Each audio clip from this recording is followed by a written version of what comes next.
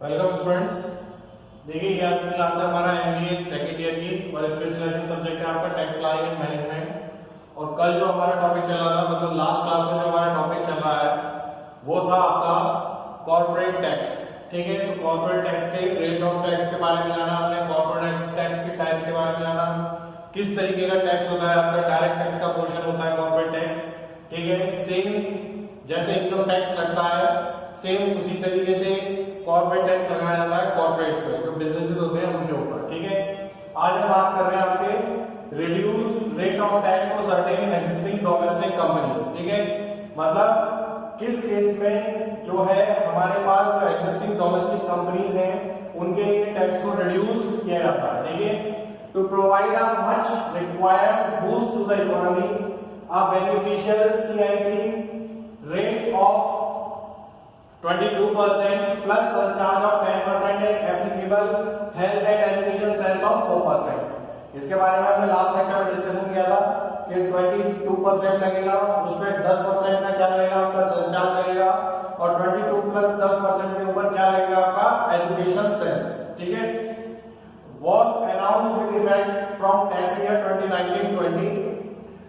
This beneficial rate is at the option of the company and is applicable on satisfaction of the following conditions cumulatively। ठीक है, जो conditions हैं वो हमारी आगे दी हुई हैं। इसमें देखिए फर्स्ट कंडीशन दे रखी है, the company has not claimed a tax holiday available to a unit in an SEZ। ठीक है, अगर कोई भी कंपनी इसमें स्पेशल इकोनॉमिक जोन है, जैसे एसईजेड जो है फुल फॉर्म होती है आपकी स्पेशल इकोनॉमिक जोन, अगर यहाँ है तो वो कोई भी टैक्स हॉलिडे या जो टैक्स की रिडक्शंस हैं वो उसके लिए अप्लाई या क्लेम नहीं कर सकती। Benefit of accelerated depreciation like accelerated depreciation और benefit of additional depreciation, investment allowances, expenditure on scientific research and any deduction in respect of certain income other than deduction in respect of employment of new employees and deduction of certain income of offshore banking units and international financial service sector।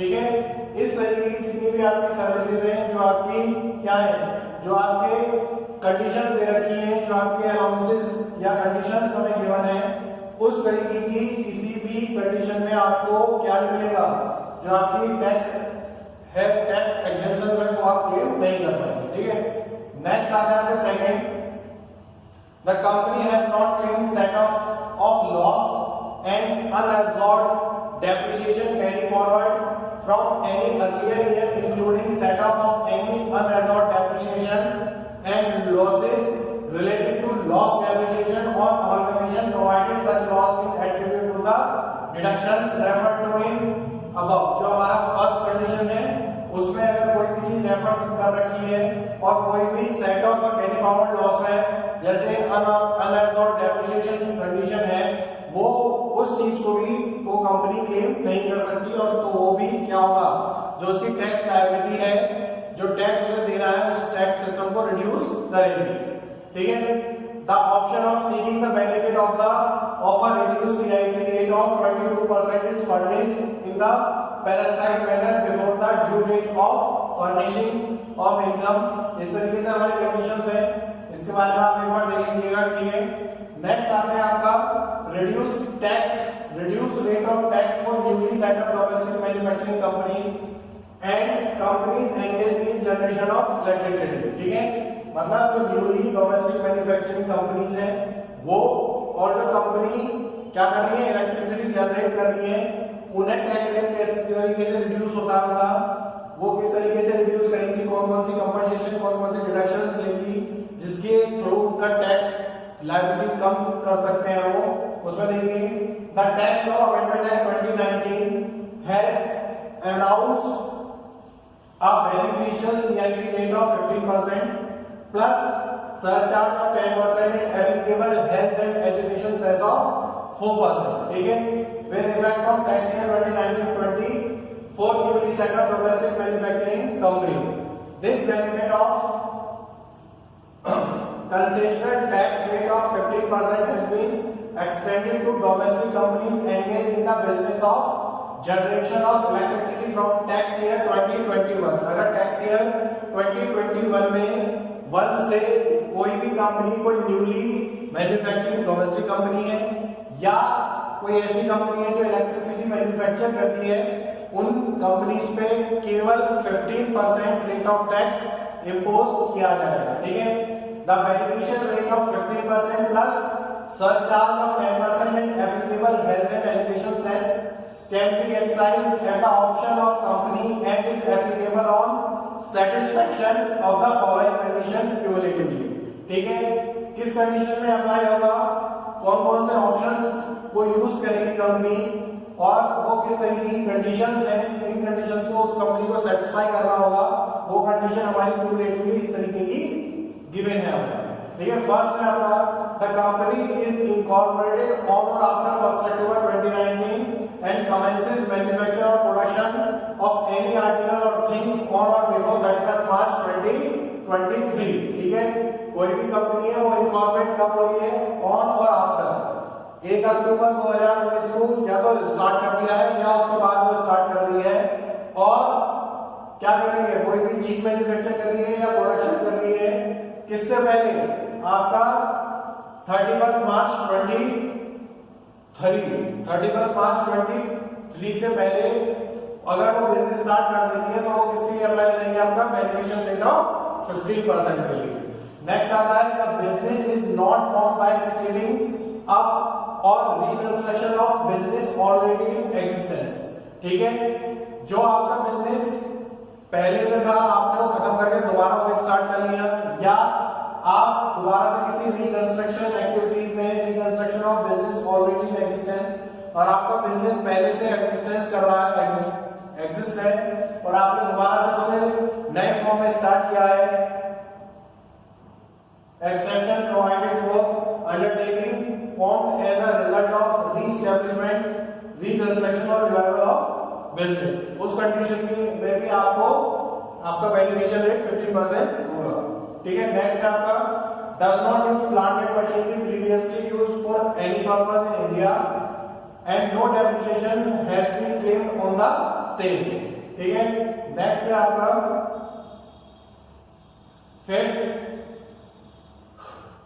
Fourth आपका does not use any building previously used as a hotel और convention centre for which deductions under provisions of the Income Tax Act has been claimed or allowed।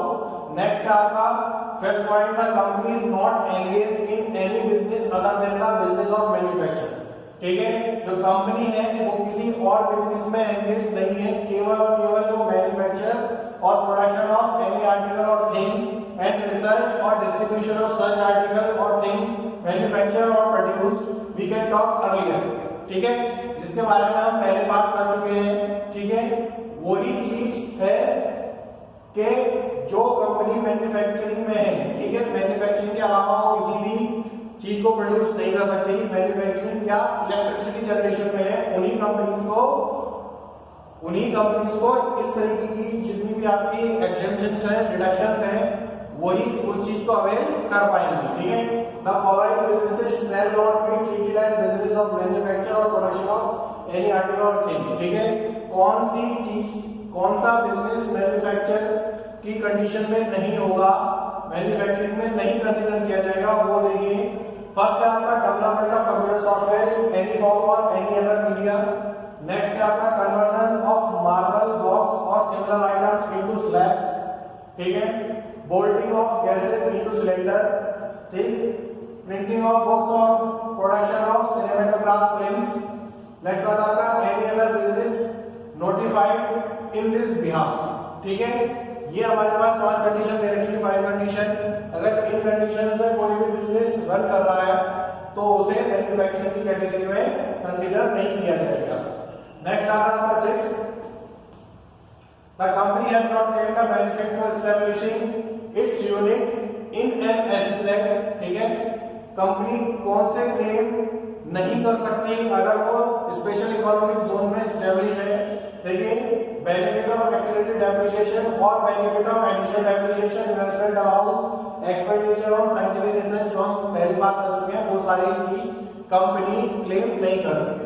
Next आता है आपका the company has not claim set of loss and unabsorbed depreciation carry forward from any earlier years. ठीक है, अगर पिछले सालों का कोई भी उसका बचा हुआ सेट ऑफ लॉस है या अनएब्सॉर्ब्ड डेप्रिसिएशन की कोई अमाउंट बची हुई है तो वो उसको कैरी फॉरवर्ड आगे अगले सालों में नहीं कर सकती और उस चीज का वो फायदा नहीं ले सकती।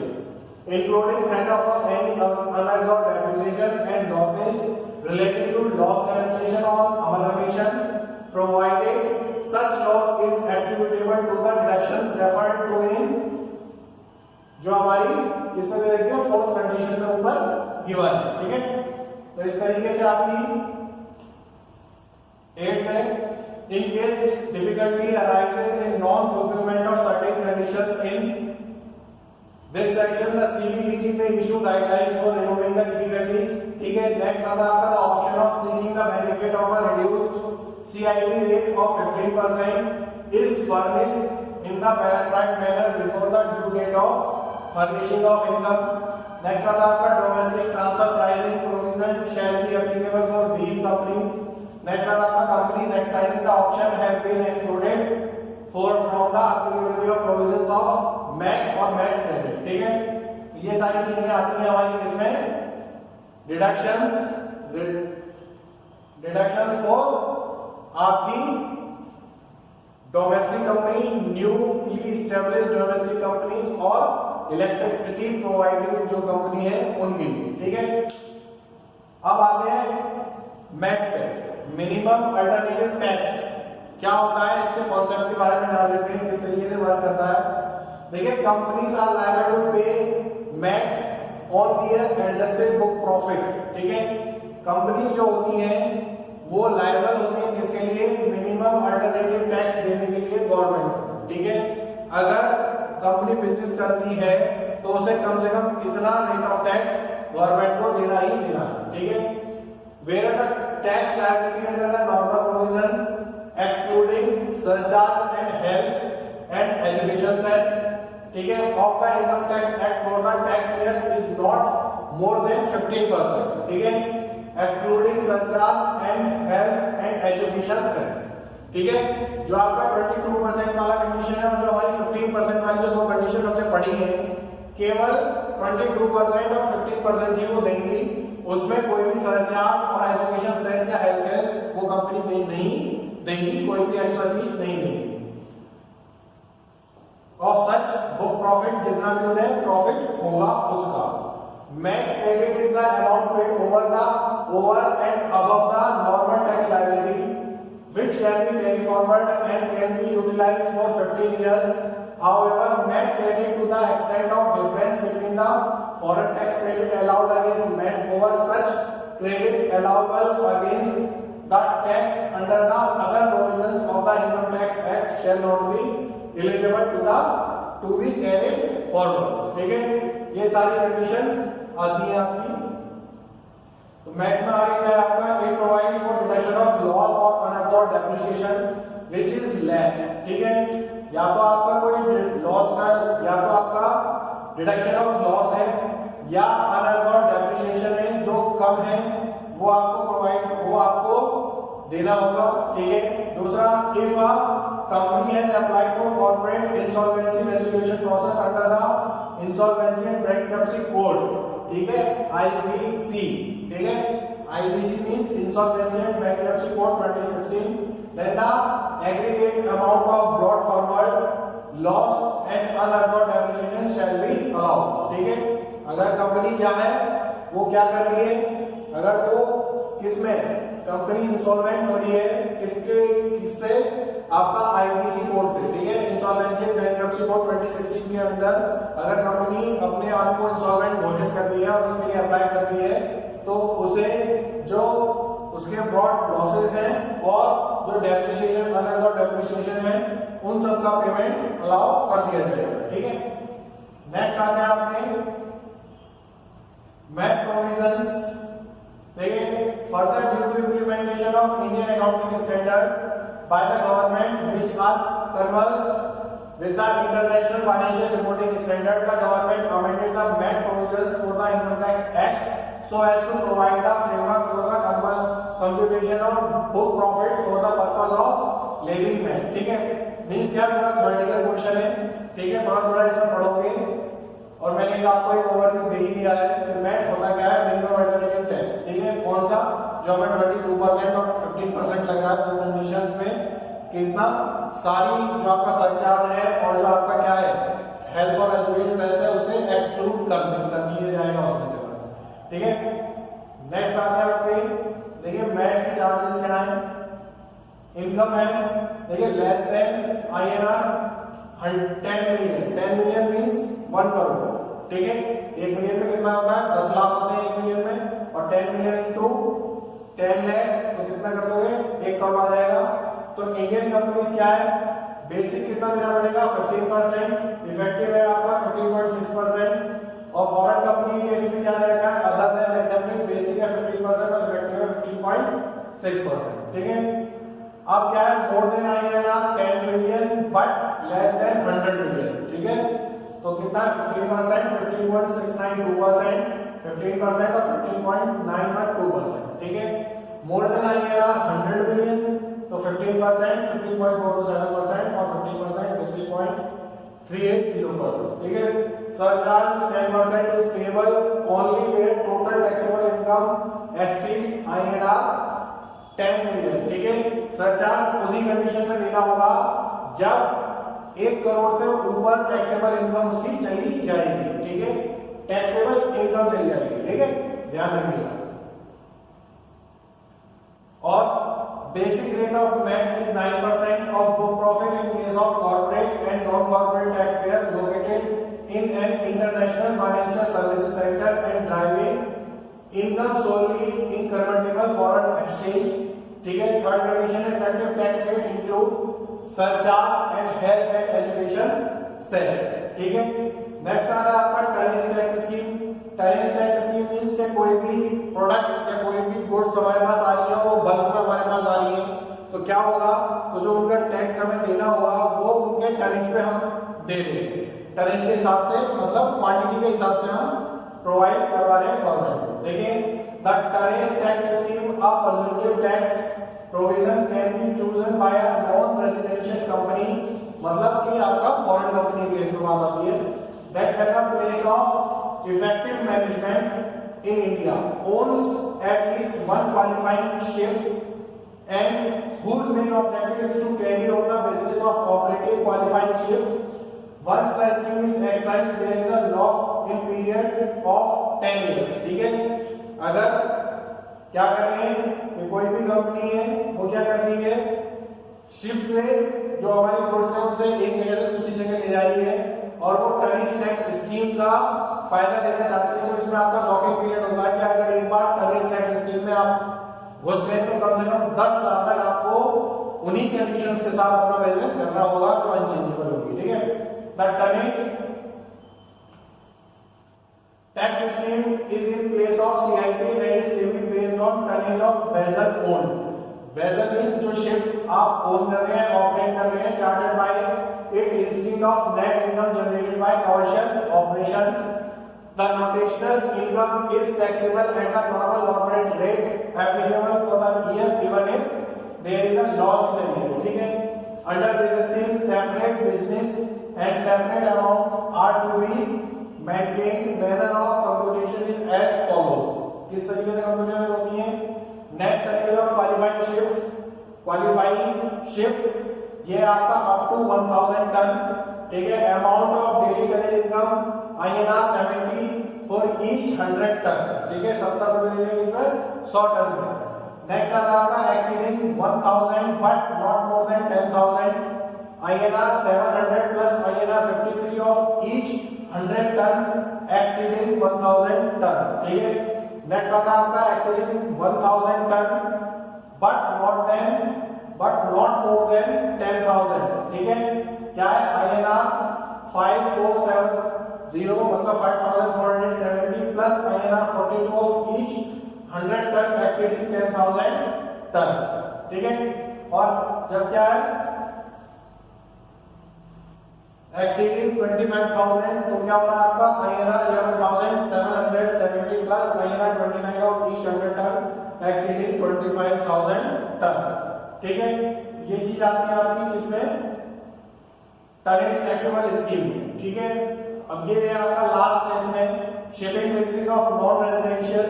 Shipping business of non residential किसके लिए होता है आपका, deemed income shall be assessed at 7.5% of the amount paid or payable for carriage of passengers, livestock, mail or goods shipped from any port in India and the amount received or deemed to be received in India on account of carriage of passenger, livestock, mail or goods shipped to any port outside India shall be treated as profit and gain of business। ठीक है, एक treaty की तरह है, उसमें जितनी भी हमारी चीजें डिफाइन है उसमें कितना देना पड़ेगा, 7.5% आपको टैक्स देना पड़ेगा एक सर्टेन लिमिट के बाद। ठीक है, एक सर्टेन लिमिट से। ठीक है, तो आज के लिए हम केवल इतना ही रखते हैं। ठीक है, नेक्स्ट लेक्चर में हम बात करेंगे इससे आगे नए कॉन्सेप्ट के बारे में। ठीक है, आज हमने बात कर ली किसमें, आपका reduce rate of tax for certain existing domestic company और reduce rate of tax for newly set up domestic manufacturing companies and companies engaged in generation of electricity। और आपका मैट के बारे में बात कर ली, मिनिमम अल्टरनेटिव टैक्स, और हमने बात की किसके, आपका टनेज टैक्स स्कीम के बारे में। ठीक है, कॉर्पोरेट टैक्सेस के बारे में बात कर रहे हैं, तो किस तरीके से बिजनेस रन होता है, किस तरीके के टैक्स लगते हैं, कौन कौन से टाइप्स होते हैं टैक्सेस के, कहां से किस तरह का बिजनेस हो सकता है, उसके बारे में हमने बात करिए। ठीक है, तो आई होप आपको सारी चीजें समझ में आएंगी। ठीक है, देन नेक्स्ट लेक्चर में नए टॉपिक के साथ हम बात करेंगे। तब तक के लिए थैंक यू स्टूडेंट्स।